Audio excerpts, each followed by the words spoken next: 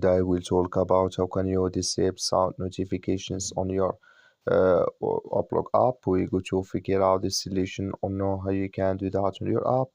So you just follow these ways, then it's going to work with you.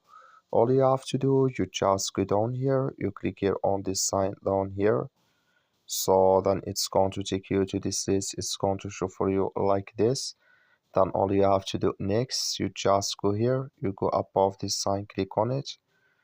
So then it's going to show for you a list like this. Then all you have to do, you just click here on notifications, just click on it. Then you come to next step here, it's going to show for you like this. You come here to sound, you click in this sign or this color here.